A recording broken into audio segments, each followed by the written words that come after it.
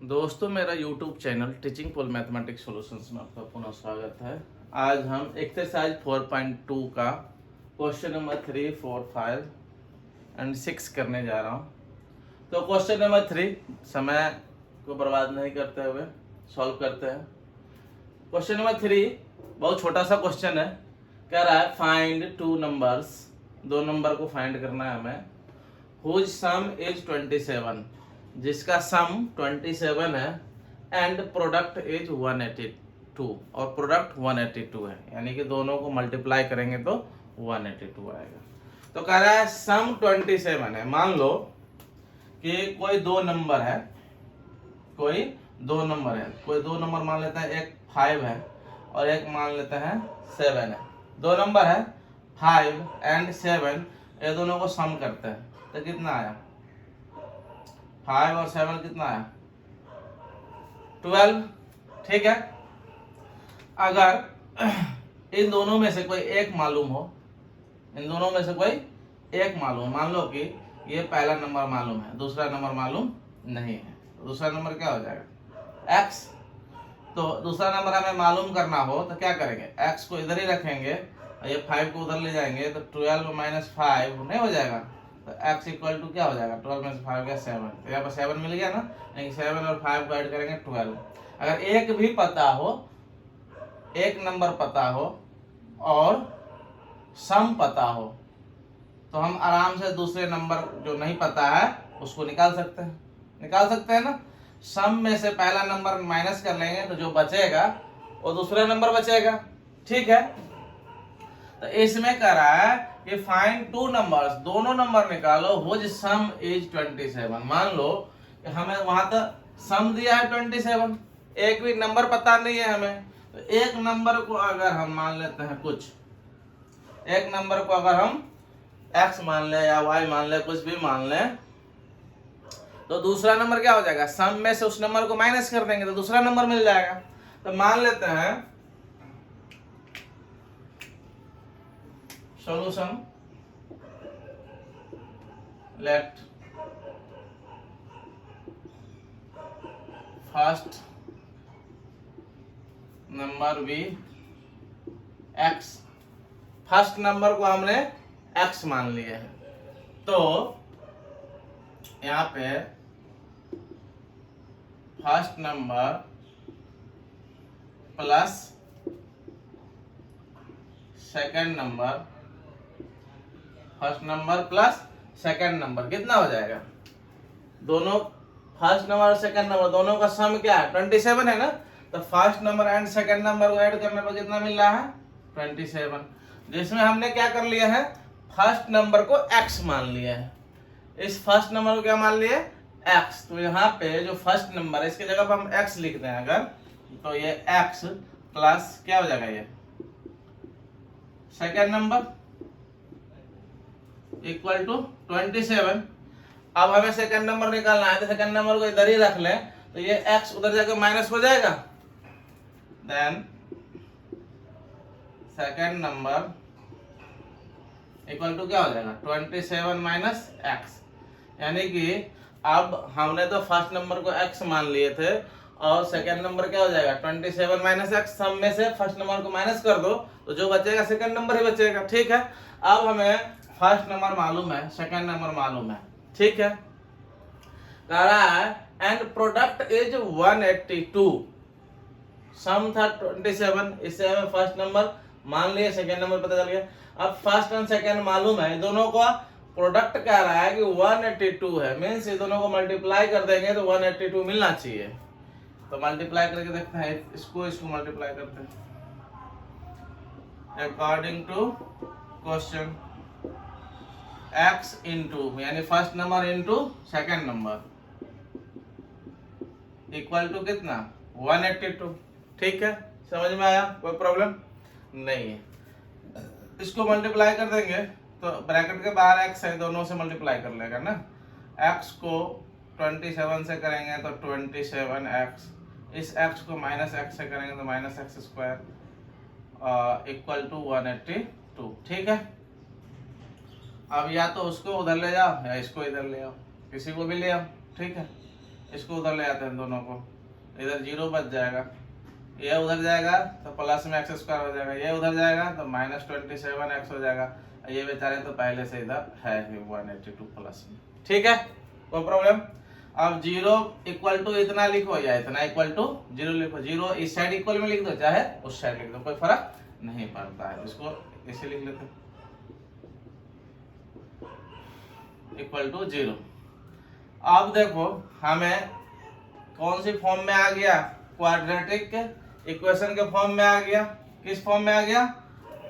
ax square plus bx plus c के form में आ गया। अब इसमें क्या करते हैं, ac निकालते हैं। क्या निकालते हैं? ac निकालते हैं। नहीं तो ac क्या हो जाएगा? ac means a into c, a की जगह पर 1 है, c 182 है, तो 182 को 1 से मल्टीप्लाई करेंगे। अब 2 से इसको क्या करते हैं, फैक्टर करते हैं ना, 2 9 जा 18, 2 1 जा। अब 7 से अब क्या आया फैक्टर, 13 1 13, 2 इंटू 7 इंटू 13। इन तीनों में से किसका ग्रुप एक साथ रखे कि सब्ट्रैक्शन या एडिशन करने पे हमें 27 हो जाए। ठीक है, तो देखो ये दोनों को एक साथ रख लेते, कितना हो गया 14 इंटू क्या बच गया 13। ये दोनों को ऐड करेंगे 27 हो जाएगा, और ये दोनों को मल्टीप्लाई भी करेंगे तो हमें ये इतना आना चाहिए AC के इक्वल। ये दोनों का मल्टीप्लाई हमें AC के इक्वल आना चाहिए, और ये दोनों का सम या सब्ट्रैक्शन ये B के इक्वल होना चाहिए। ठीक है, तो इन दोनों को ऐड करेंगे तो 14 यानी 14 और 13 27 हो जाएगा, और इन दोनों को मल्टीप्लाई करेंगे तो 182 हो जाएगा। मीन्स 14 और 13 में, 14 और 13 में ही इसको तोड़ेंगे। ठीक है, कोई प्रॉब्लम नहीं है। एक्स स्क्वायर माइनस 14x और माइनस 13x, तभी तो माइनस 27x होगा। समझ में आया? माइनस 14x और माइनस 13x करेंगे तभी तो माइनस 27x होगा, प्लस 182 इक्वल टू 0। देखो दोनों में से x कॉमन आ रहा है, x कॉमन ले लो, x निकाल लिए इसमें से तो x बचा, माइनस इसमें से x निकाल लिए 14 बच गया, और माइनस 13 का टेबल दोनों में सारा 13, ये अंदर x बच जाएगा। और ये दो माइनस से मिलकर प्लस बना होता है, एक माइनस ये और एक माइनस ये, तो एक माइनस यहाँ निकल चुका है तो एक माइनस बचेगा। और 13 को 14 से मल्टीप्लाई करेंगे, 13 को 14 से मल्टीप्लाई करेंगे कितना आएगा 182, तो 182 है ना, 13 को 14 से मल्टीप्लाई करेंगे 182 इक्वल टू 0। x माइनस 14 यहाँ भी, x माइनस 14 यहाँ भी है, तो x माइनस 14 क्या आ जाएगा, कॉमन आ जाएगा, बच क्या जाएगा x माइनस 13 बच जाएगा इक्वल टू 0। यहाँ से x माइनस 14 इक्वल टू 0, और यहाँ से x माइनस 13 इक्वल टू 0, तो x इक्वल टू क्या आ जाएगा 14, और यहाँ से x इक्वल टू क्या आ जाएगा 13, यानी कि x का वैल्यू क्या आ गया 14 एंड 13। ठीक है, x का वैल्यू आ गया, यानी कि फर्स्ट नंबर हम ये 14 भी ले सकते हैं और फर्स्ट नंबर 13 भी ले सकते हैं। क्यों? क्योंकि फर्स्ट नंबर को इधर x माने है ना, तो यहाँ पे हमारा क्या हो जाएगा फर्स्ट नंबर, यहाँ पे case first, if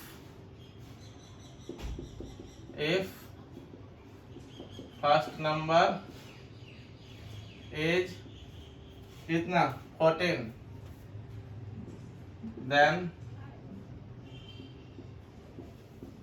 second number कहाँ था, second number 27 minus x, 27 minus x, तो 27 माइनस एक्स की वैल्यू हमने क्या ली है 14, तो क्या हो जाएगा 13। ठीक है, अब केस सेकेंड, एक आंसर तो ये हो गया। ठीक है, केस सेकेंड लेंगे, इफ फर्स्ट नंबर पहले 14 ले लिए थे, अब x 13 है तो 13 ले लिए, देन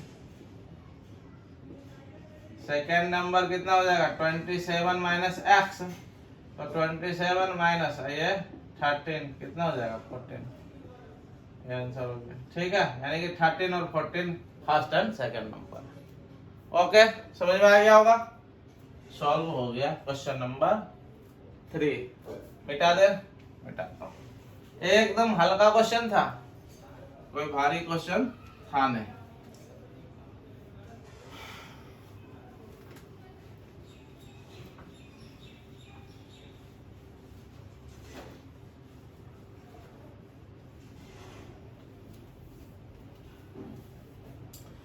अब क्वेश्चन नंबर 4, छोटा सा क्वेश्चन है।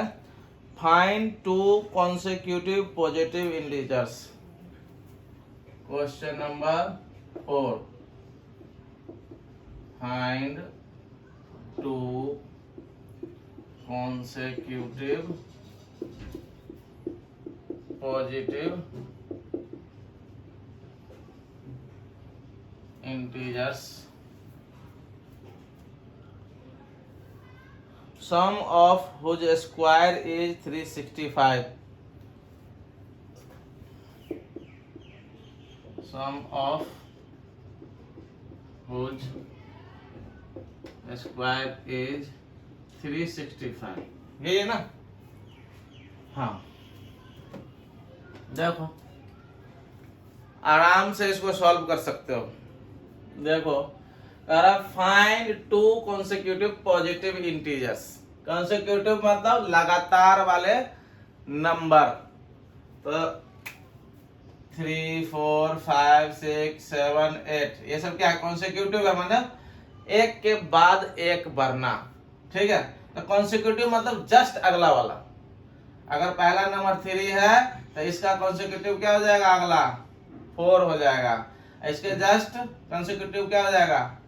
इसका कॉन्सेक्यूटिव ये, इसका कॉन्सेक्यूटिव ये, यानी कि लगातार 2 नंबर, लगातार 2 नंबर। तो देखो अगर इस नंबर को हम मान लेते हैं x, मान लेते हैं कि यहाँ पे कोई कॉन्सेक्यूटिव नंबर x, कोई एक नंबर x है, तो उसका अगला कॉन्सेक्यूटिव क्या हो जाएगा? कॉन्सेक्यूटिव मतलब जस्ट एक अगला, यानी कि पिछला वाला x है तो अगला वाला क्या हो जाएगा? x + 1 हो जाएगा। ठीक ना, जो पिछला वाला है उसमें एक आगे जोड़ दो। ऐसे कि ये पिछला वाला 7 है तो यहाँ पर कितना हो जाएगा? 7 + 1 हो जाएगा, यानी कि 7 + 1 कितना? 8 होता है ना। समझ में आया बात? अगर पहला वाला मालूम हो तो उसमें 1 ऐड कर दो तो दूसरा वाला मालूम चल जाता है। तो 7 है पहला वाला, इसमें 1 ऐड कर दिए तो 7 + 1 कितना? 8। तो पहला 7 तो दूसरा कितना हो जाएगा? 8। पहला x है तो दूसरा क्या हो जाएगा? x + 1 हो जाएगा। ठीक है, तो कॉन्सेक्यूटिव नंबर समझ में आया। कॉन्सेक्यूटिव मतलब लगातार वाला, लगातार नंबर। ठीक है, तो यहां कह रहा है find 2 consecutive positive integers, positive numbers लेने हैं हमें।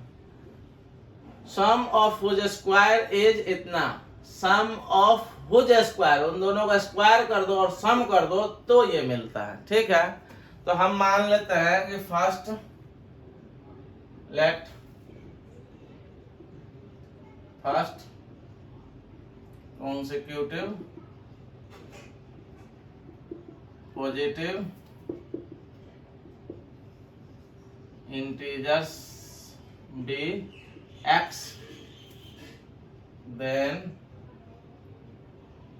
second consecutive positive integer भी क्या हो जाएगा? x + 1। अगर पहला नंबर हमने x मान लिया तो दूसरा अगला क्या हो जाएगा? x + 1 हो जाएगा। अब हमें पहला और दूसरा नंबर पता चल गया।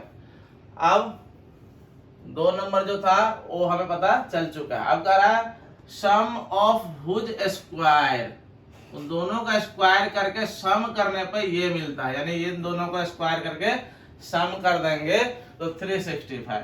तो ये नंबर पहला है और ये नंबर दूसरा है। कह दोनों को स्क्वायर कर दो एंड सम कर दो तो कितना मिलता है?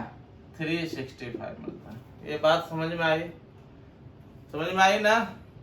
कोई प्रॉब्लम नहीं होना चाहिए। तो ये क्या हो जाएगा? देखो ये x² प्लस ये a + b के होल स्क्वायर पर टूटेगा, टूट रहा है ना, a + b के होल स्क्वायर पे टूट रहा है। तो ये a + b का होल स्क्वायर होता क्या है भाई? पता होना चाहिए, a + b का whole square a² + 2ab + b², ये होता है। तो अब ये होता है तो इसको बैठा दो, ये a है ये b है।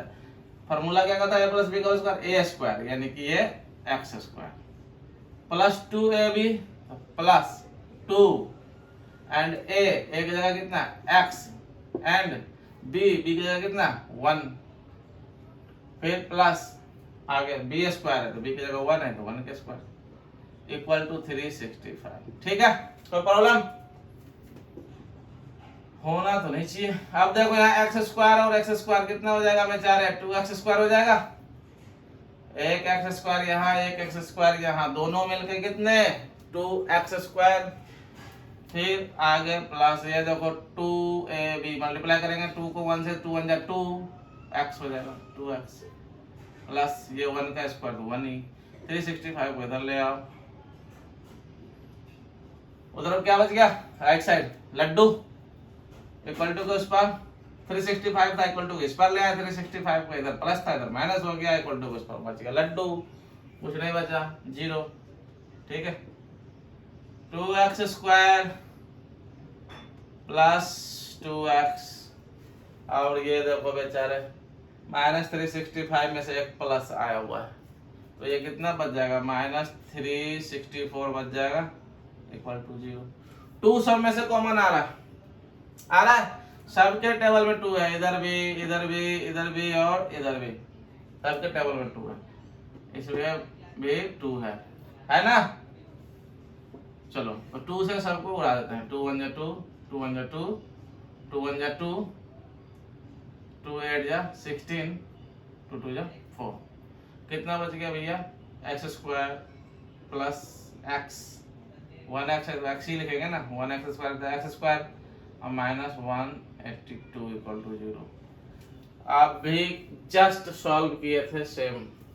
चलो अब देखो AC निकालेंगे, क्या निकालेंगे AC, A कितना है 1 है, C कितना है 82 है, 182 को क्या करेंगे LCM 2 से 2 9 जा 18 और 2 1 जा 2 अब कितने से 7 से 7 13 जा अब कितने से 13 से 13 1 जा कितना है 2 into 7 into 13। इन दोनों को इन तीनों में से किसके साथ रखें कि जोड़ने या घटाने पे यहाँ पे एक x मिल जाए, b की जगह कितना है 1 तो 1 मिल जाए, तो देखो इन दोनों को एक साथ रखे तो ये कितना हो गया 14 into 13। देखो 14 में से 13 घटाएंगे तो 1 मिल जाएगा, 14 में से 13 माइनस हो जाएगा कितना मिल जाएगा 1 और 14 और 13 को मल्टीप्लाई करेंगे तो कितना मिल जाएगा 182, यानी कि 14 और 13 में इसको तोड़ना है। समझ में आ रहा होगा एक्स स्क्वायर प्लस 14x और माइनस 13x, 14x में से 13x जाएगा कितना बच जाएगा 1x बच जाएगा माइनस 182।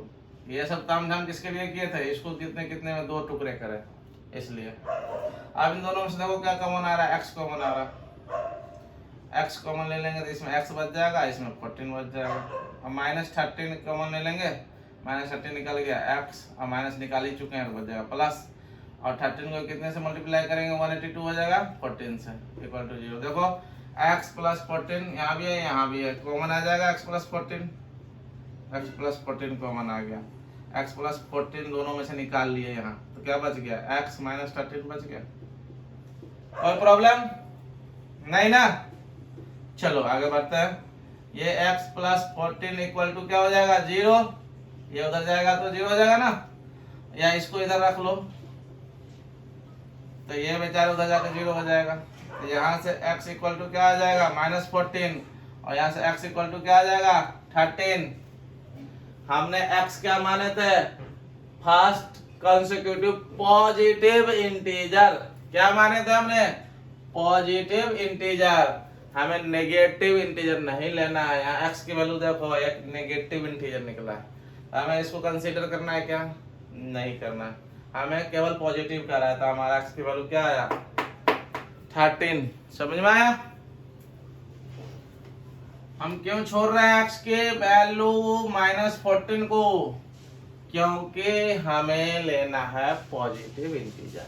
ठीक है, तो हमें ये x की वैल्यू जो माइनस 14 आया इसको छोड़ देते हैं यहीं पे, हमें जो एक्चुअल x की वैल्यू क्या आया 13 जो इसको क्वेश्चन के अकॉर्डिंग है। तो यहाँ पे क्या हो जाएगा हमारा, hence first consecutive positive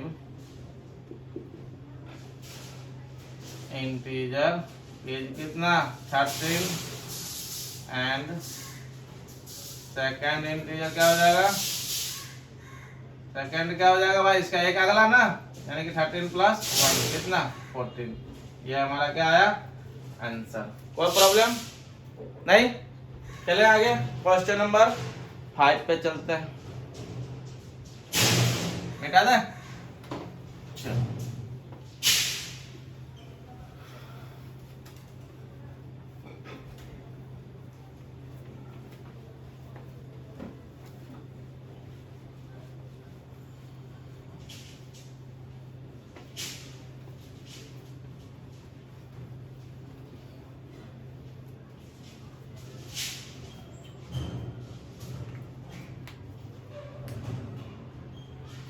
question number 5 कह रहा है the altitude of A right triangles is 7।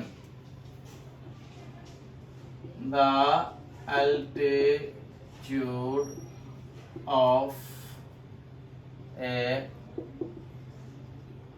Right triangle, the altitude of a right triangle is 7 cm less than its base.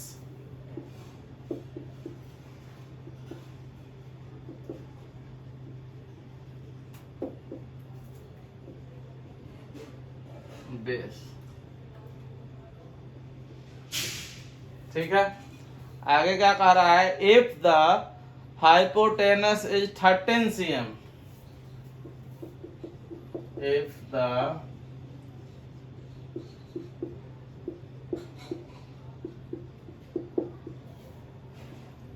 hypotenuse is 13 cm, find the other two sides, find the other two sides। ठीक है, question काफी आसान है, कोई जान नहीं है question में। देखो क्वेश्चन क्या कह रहा है the altitude of A right triangle, right triangle का एल्टीट्यूड कह रहा है। एल्टीट्यूड मतलब हाइट होता है, ठीक है, बिल्कुल जो सीधी हाइट होती है उसको हम एल्टीट्यूड बोलते हैं। तो कह रहा है राइट एंगल का एल्टीट्यूड 7 cm है। तो राइट एंगल किसको बोलते हैं, जिसमें एक एंगल कितने का हो 90 डिग्री का, ठीक है, और जो बिल्कुल सीधा खड़ा होता है उसको क्या बोलते हैं एल्टीट्यूड। तो ये हमारा क्या है एल्टीट्यूड है, ठीक है। और कह रहा है कि the altitude of A right triangle is 7, तो एल्टीट्यूड कितना दिया हुआ है 7 cm दिया हुआ है, ठीक है। अरे गलती altitude of a right triangle is 7 cm less than its base। कह रहा है 7 cm less than its base, base से 7 cm कम है, बेस से 7 cm ये कम है। तो बेस को यदि x मान ले तो ये क्या हो जाएगा, बेस से 7 कम कर देंगे, तो बेस x था तो x में से 7 कम कर देंगे, तो ये हो जाएगा एल्टीट्यूड। ठीक है, कोई प्रॉब्लम नहीं ना। The altitude of a right triangle is 7 cm less than its base, base से 7 cm कम है, तो बेस को x मान लिए तो ये क्या हो गया, x में से 7 कम कर दिए तो हो गया एल्टीट्यूड। ये हो गया हमारा एल्टीट्यूड, ठीक है। और ये क्या हो गया हमारा बेस। और ये क्या है, राइट ट्रायंगल में जो सबसे बड़ी साइड होती है, बिग साइड को क्या बोलता है हाइपोटेनस, हाइपोटेनस। और हाइपोटेनस कितना दिया हुआ है 13 cm। देखो पाइथागोरस थ्योरम से हम लोग क्या जानते हैं, हाइपोटेनस का स्क्वायर इक्वल टू एल्टीट्यूड का स्क्वायर और प्लस बेस का स्क्वायर। ये हमने पाइथागोरस थ्योरम से जानते हैं, ठीक है, जानते हैं। तो हम इसी पे बैठा देंगे, हमें ये तीन साइड्स को लेकर चलना है और साइड्स में रिलेशंस ये है, तो हम इसी रिलेशन को लेकर चलेंगे, ठीक है। तो सबसे पहले तो हमने बेस को x माने हैं, तो यहाँ पे लिखना पड़ेगा ना हमें, ठीक है। तो सॉल्यूशन, क्वेश्चन नंबर कितना था ये, 5 था, क्वेश्चन नंबर 5 था, ठीक है। Let the base of right triangle be axiom, ठीक है। Then the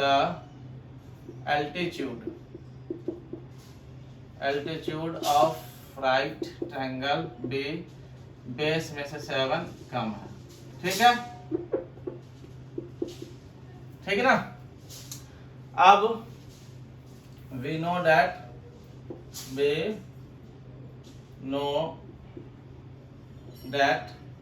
h square equal to p square plus b square. ये रिलेशन हम पाइथागोरस थ्योरम से जानते हैं। h स्क्वायर इक्वल टू क्या होता है, p square plus b square, मतलब हाइपोटेनस का स्क्वायर अल्टीट्यूड का स्क्वायर प्लस बेस का स्क्वायर होता है, ठीक है। तो हाइपोटेनस का स्क्वायर कितना है, हाइपोटेनस कितना है 13, तो 13 का स्क्वायर इक्वल टू ये अल्टीट्यूड x माइनस 7 का स्क्वायर प्लस बेस कितना x का स्क्वायर, ठीक है। इसको भैया सॉल्व करो, तो ये 13 का स्क्वायर कितना हो जाएगा 169 इक्वल टू ये a माइनस बी का होल स्क्वायर, यही है ना, ये a और ये b, तो a माइनस बी का होल स्क्वायर। और सबको पता होगा a माइनस बी का होल स्क्वायर होता है क्या है, a स्क्वायर माइनस 2ab और प्लस बी स्क्वायर, यही होता है ना, ये होता है a माइनस बी का होल स्क्वायर। तो हम a माइनस बी का होल स्क्वायर यहाँ दिया हुआ है, तो इसकी वजह क्या लिखेंगे, a स्क्वायर माइनस 2ab प्लस b square. a square means x square, ठीक है, माइनस 2a की जगह x है इनटू b क्या है 7 है, प्लस बी स्क्वायर b की जगह 7 है तो 7 का स्क्वायर, अब प्लस ये बेचारे x स्क्वायर तो ऑलरेडी है, कोई प्रॉब्लम नहीं ना। चलो आगे बढ़ते हैं।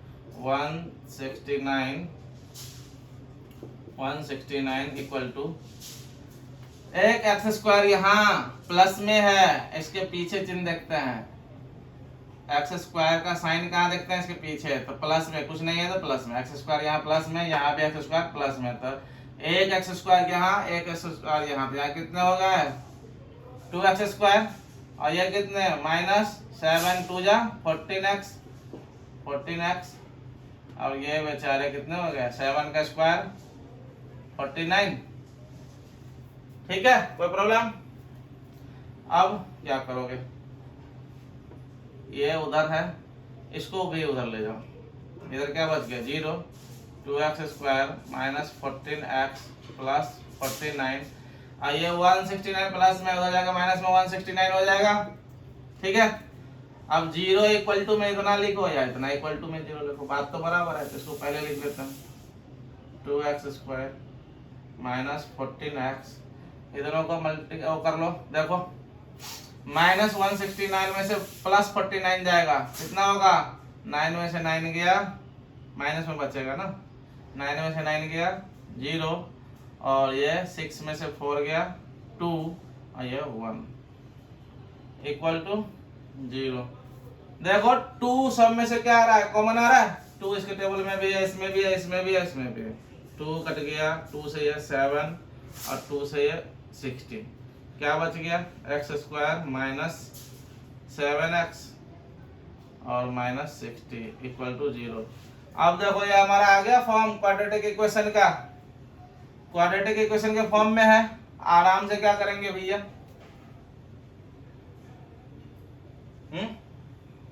AC निकालेंगे,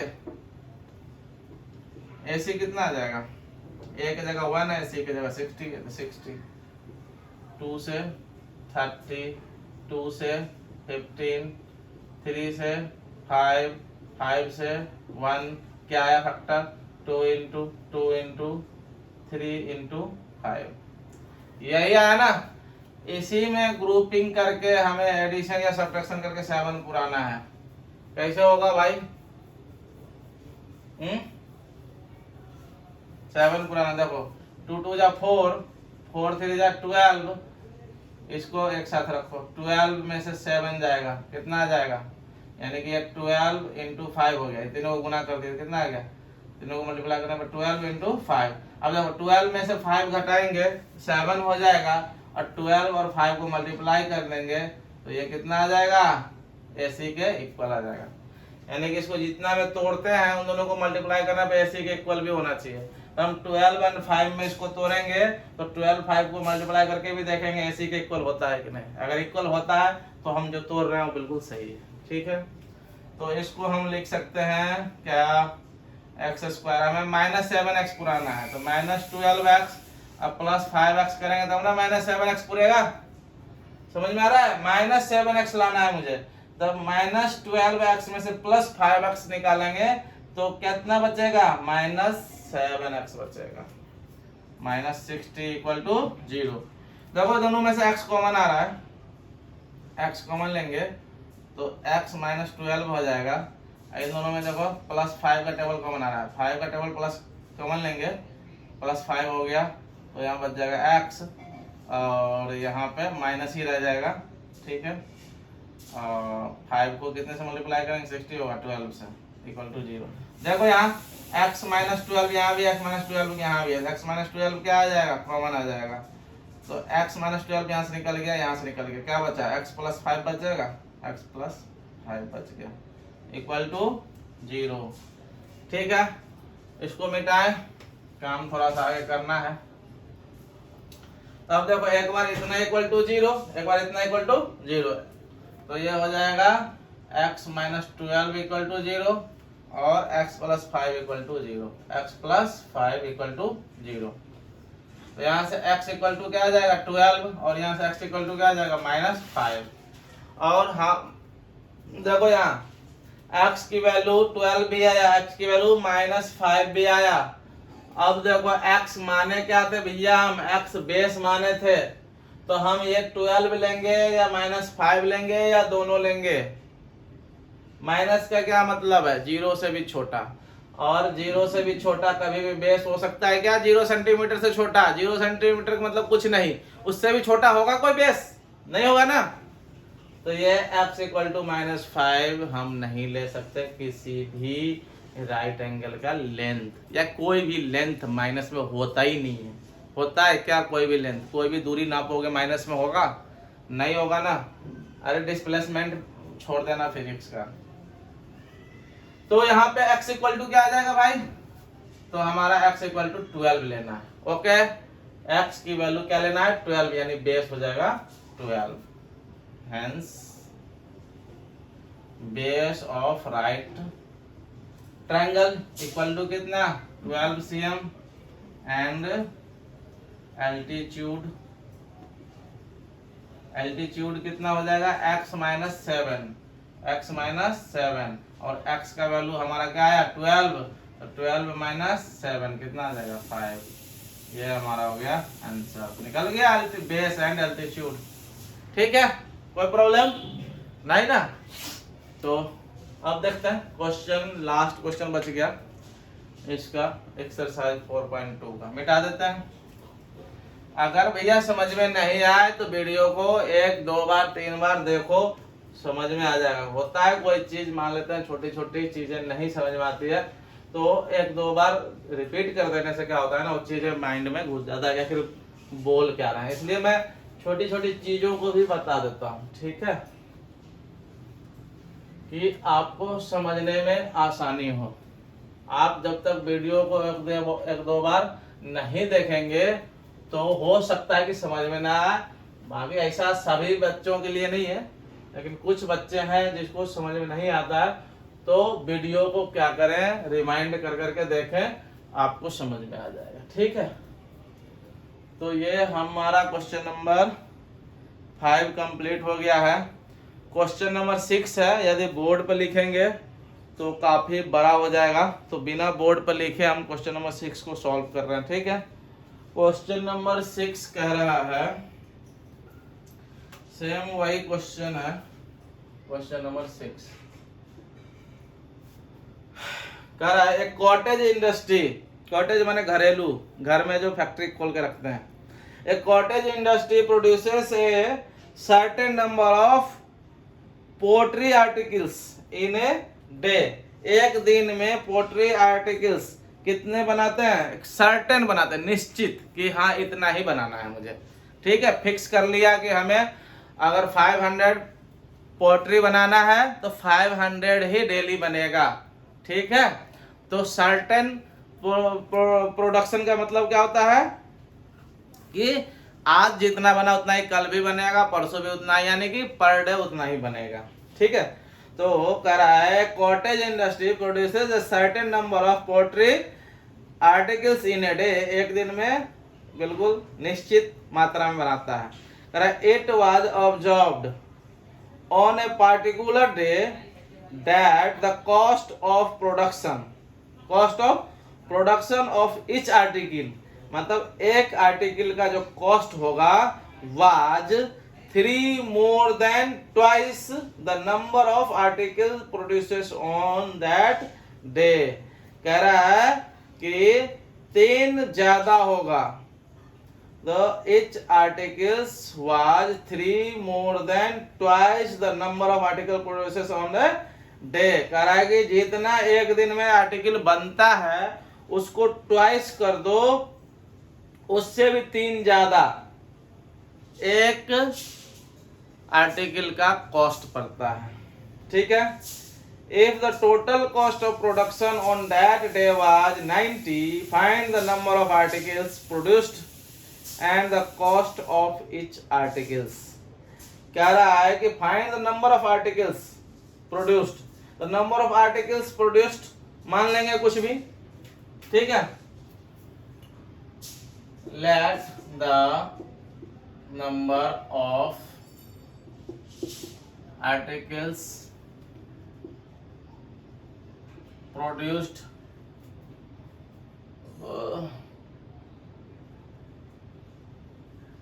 be x। ठीक है, x मान लिया। अब अकॉर्डिंग टू क्वेश्चन ना जाओ अभी, देन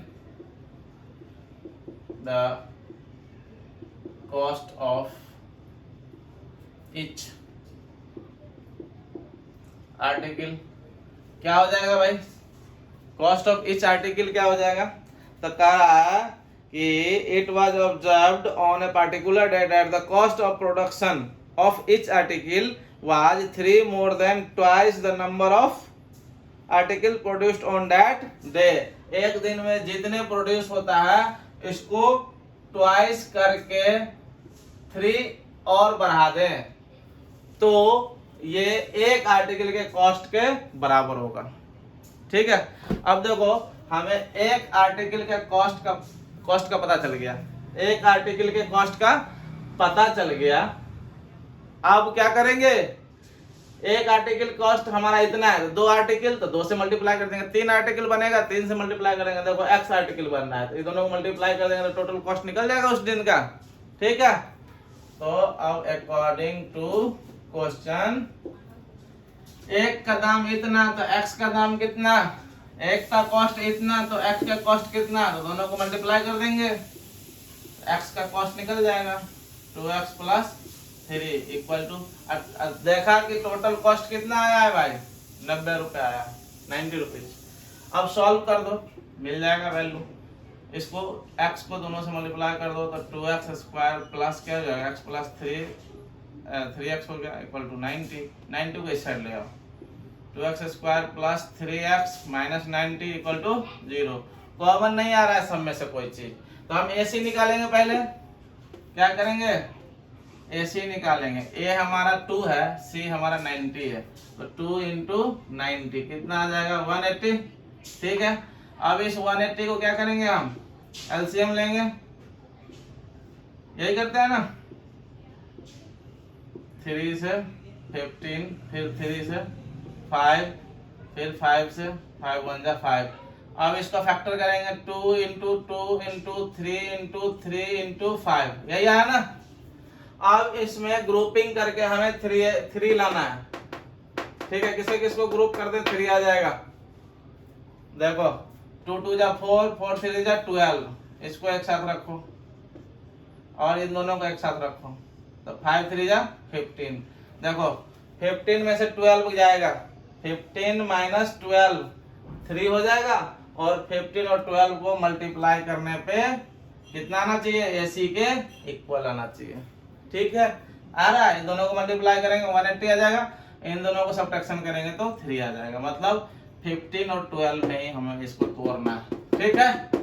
हम बार बार समझा रहे हैं उस चीज को, क्योंकि हो सकता है कि दिक्कत हो रहा हो, तो इसलिए मैं हर एक क्वेश्चन में ये चीज बता रहा हूँ, बाकी बताते नहीं हम। तो ये हो जाएगा 2x स्क्वायर प्लस 15x और minus 12x। 15x minus 12x कितना हो जाएगा 3x और माइनस 90 इक्वल टू 0।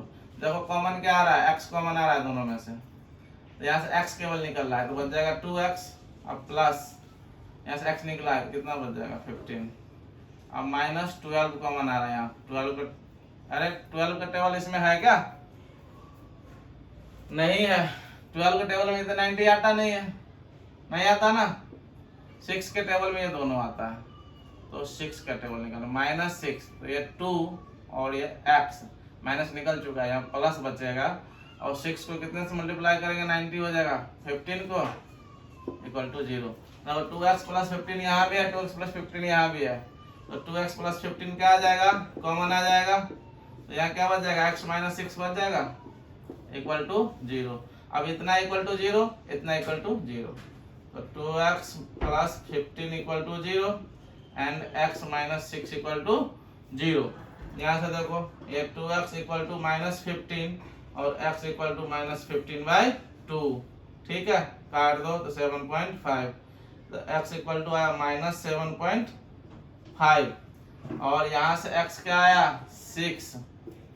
अब देखो x की वैल्यू हमारा माइनस 7.5 भी निकला और x की वैल्यू 6 भी निकला। x क्या माने थे, the number of article produced in a day, लिखो प्रोड्यूस्ड इन ए डे, ठीक है, एक दिन में प्रोडक्शन हमने माना था x। अब देखो प्रोडक्शन हमारा 6 हो सकता है, ये माइनस 7.5 तो नहीं हो सकता किसी भी चीज का प्रोडक्शन। हम 0 से भी कम कोई चीज का प्रोडक्शन कर सकते हैं क्या, 0 मतलब कोई प्रोडक्शन नहीं, और जब कोई प्रोडक्शन नहीं तो कॉस्ट कहाँ से, ठीक है। तो हमारा ये वैल्यू कट हो जाएगा, ये वैल्यू नहीं ले सकते माइनस में, क्योंकि प्रोडक्शन माइनस में नहीं जा सकता, प्लस में जाएगा, ठीक है।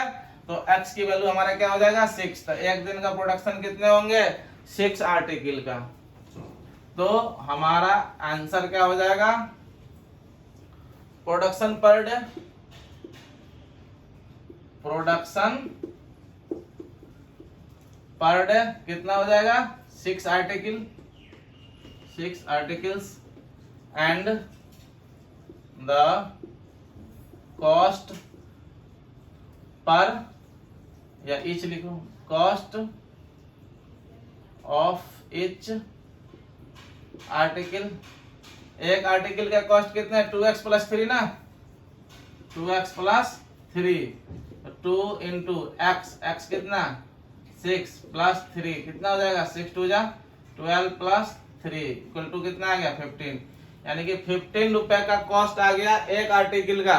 तो 6 आर्टिकल बना रहा है एक दिन में, तो कितना हो जाएगा 15 6 जा 90 हो जाएगा। और वो बोल ही रहा था कि एक दिन ऑब्जर्व किया तो 90 रुपए उसे खर्च पड़ा था ना।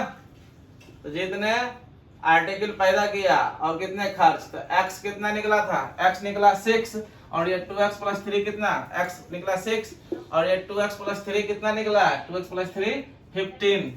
अब देखो 6 और 15 को मल्टीप्लाई करें कितना आएगा 90 आएगा ना, यानी कि हमारा 6 और 15 निकला है वो बिल्कुल सही है, ठीक है। तो ये हमारा क्या आया आंसर, ये क्या आया आंसर। तो हमारा एक्सरसाइज 4.2 का क्वेश्चन नंबर 6 तक कंप्लीट हो चुका है, ठीक है। तो मिलते हैं नेक्स्ट वीडियो में। अगले एक्सरसाइज को लेके। तब तक के लिए धन्यवाद, थैंक यू।